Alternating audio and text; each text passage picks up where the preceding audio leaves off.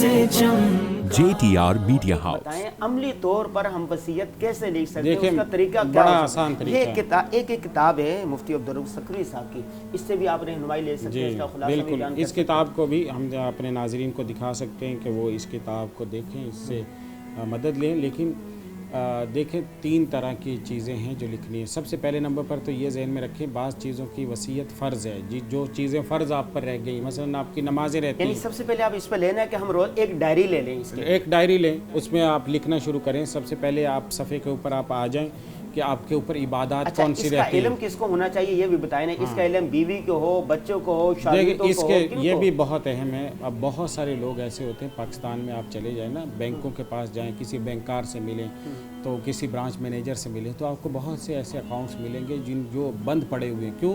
क्योंकि लोग होते हैं, उन्होंने अपने अकाउंट खुलवाए हुए हैं, उसके एक्सेस उन्होंने किसी को नहीं दिया हुआ, किसी को बताया हुआ नहीं है, पिन कोड नहीं बताया, ATM कार्ड के पिन नहीं बताए हुए। अब क्या होता है, उनके इंतकाल के साथ ही बाज़ लोग तो अपने अकाउंट्स भी दूसरों से मख्फी रखते हैं। जी जी। तो वो घर के किसी फर्द को बहुत ना अचानक आ जाती आ जाती इज़ा जा अजरुन ला यस्तखिरून साअतुन वला यस्तक़ीमून। तो ऐसे हो जाता है। अब पाकिस्तान पोस्ट के पास कितने अकाउंट्स हैं, वहाँ पे लोगों की पूरी ज़िंदगी की जमा पूंजियाँ पड़ी हुई हैं, उनके कोई वारिस नहीं आ रहा, क्योंकि वो हालांकि वो चाहते थे कि अपने बाद के वरसा को देकर जाएं। इसीलिए हुजूर सल्लल्लाहु अलैहि वसल्लम ने ये मना फरमाया कि कोई आदमी पूरे माल की वसीयत नहीं कर सकता। साहबा आए कि जी मैंने अपने बच्चों को दे दिया, खुश कर दिया, अब मैं सारी जो माल है वक्फ करना चाहता हूँ। हुजूर ने मना किया कि नहीं, 1/3 में वसीयत होगी, पूरे माल के 1/3 के बारे में वसीयत कर सकते हैं। और ये 1/3 भी बहुत ज़्यादा है। वसुलुसु कसीर हदीस के अल्फाज हैं कि 1/3 में वसीयत करना ये भी ज़्यादा है। यानी इससे भी कम अगर तुम्हारे जो लवाहिकीन है, मुस्तहिक है, उनको ज़रूरत है, उससे कम कितना कि अपने बाद जो है। और यहाँ तक फरमाया कि तुम अपने वरसा को मालदार बनाकर छोड़ के जाओ, ये ज़्यादा बेहतर है इसकी बनिस्बत कि तुम उनको फ़कीर मोहताज बनाकर जाओ और वो दूसरों से मांगते फिरें। ये अल्फाज हैं हदीस के अंदर। तो ये इतना बड़ा मसला है। तो अब हम आते हैं इसकी तरफ होगी कि जो भी आप कहें कि वो लोगों को बता कर जाएं, घर के अंदर उसकी कॉपी हो, दफ्तर में उसकी कॉपी हो, कोई आपका दोस्त है वहाँ पर हो, आजकल लॉकर्स होते हैं वहाँ पर लिख कर जाएं, और उसके ऊपर डेट भी लिखें आप, ताकि ताज़ा तरीन जो आपकी वसीयत है उसका इल्म लोगों को हो सके।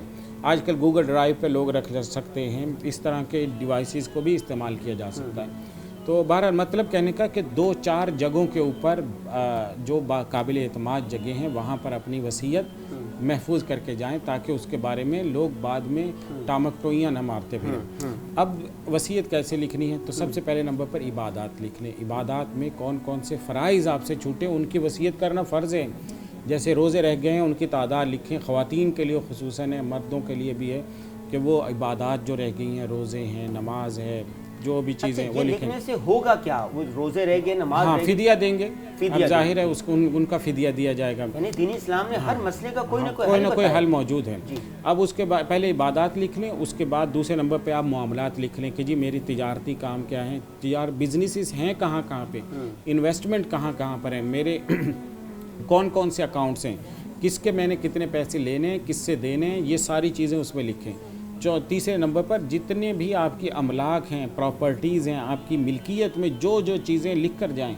बाद में लोग फिर अंदाज़े लगाते फिरते हैं कि फ़लाँ जगह भी इनका शेयर था, फ़लाँ के पास भी था। तो आप खुद लिख कर जाएँ कि जी मेरा फ़लाँ के साथ ये है, फ़लाँ के साथ ये मामला है, मेरी अमलाक ये हैं, मेरी मिल्कियत में ये चीज़ें हैं और उनके बारे में ये हुक्म है। तो ये चौथे नंबर पर अमलाक लिख कर जाए। 5वें नंबर पर आप फिर उमूमी वसीयतें कर सकते हैं, घर वालों को, बच्चों को, मुख्तलिफ़ हिदायत जो हो सकती हैं वो कर सकते हैं। अवाम के लिए भी बहुत से इन्फ्लुएंसर ऐसे लोग होते हैं जिनको लोग मानते हैं, जैसे बड़े बुज़ुर्ग होते हैं, तो उनकी एक पब्लिक वसीयत भी होती है कि वो लोग जो उनसे इंस्पायर्ड होते हैं, उनसे वाबस्ता होते हैं, उनके मुतालिकीन, उनके लिए एक वसीयत वो लिख कर जाते हैं कि आपने ये करना है, मेरे बाद में इस रास्ते को छोड़ना नहीं। तो ये 4 चीज़ें तो वो हो गई जिनके बारे में हमने आपको बताया जी। दूसरी बात आपने वो पूछी थी कि इंसान जब जाता है, दुनिया से रुखसत होता है, तो उसके बाद के 4 काम बड़े अहम होते हैं जी। सबसे पहला काम, जब कोई आदमी दुनिया से, ज़ाहिर है कि हर आदमी जो दुनिया में आया उसको जाना है। बहुत से लोग हमने देखा है मौत के ज़िक्र से ही वो घबराते हैं। حالانکہ اللہ یہ ایک تعالیٰ حقیقت ہے. موت ایک کتنی بڑی حقیقت ہے. دنیا حضور صلی اللہ علیہ وسلم جب دنیا سے پردہ فرما گئے تو اب ہر شخص نے جانا ہے. یعنی دنیا میں اگر رہنا ہوتا تو اللہ کے نبی کے لیے پوری دنیا بنی تھی, تو باقی سب اس کے لیے, ہر شخص کو اس کے لیے تیار ہونا چاہیے. تو 4 چیزیں سب سے پہلے نمبر پہ جو 4 چیزیں ہیں ان میں سب سے پہلی چیز یہ ہے کہ جب کسی کا انتقال ہوتا ہے وہ اس کے لیے کفن کا انتظام کیا جاتا ہے. کپڑے اچھے ہوں, جو وہ نارمل ہوں, بہت زیادہ مہنگے نہ ہوں, کیونکہ ظاہر ہے کہ وہ اس کا کفن ہے.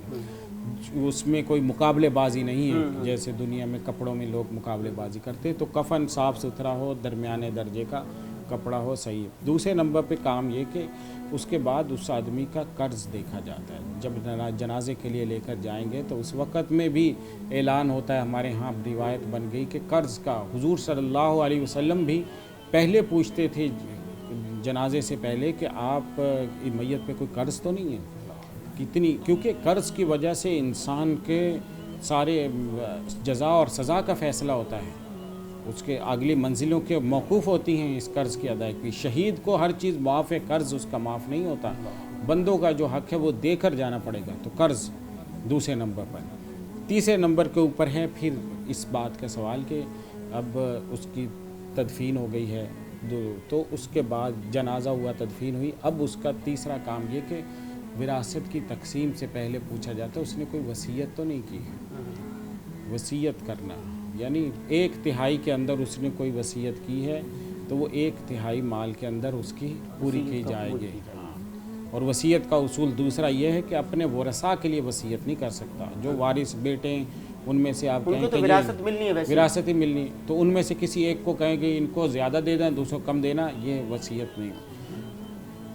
اس کا طریقہ پھر علیحدہ ہے کہ اگر آپ کسی کوئی ایسا بیٹا ہے یا بیٹی ہے جو بہت مستحق ہے تو اس کے لیے اس کو زندگی میں ہی مالک بنا کر دے کر چلے جائے تاکہ بعد میں کوئی جھگڑے وگڑے نہ ہوں اس کے اوپر.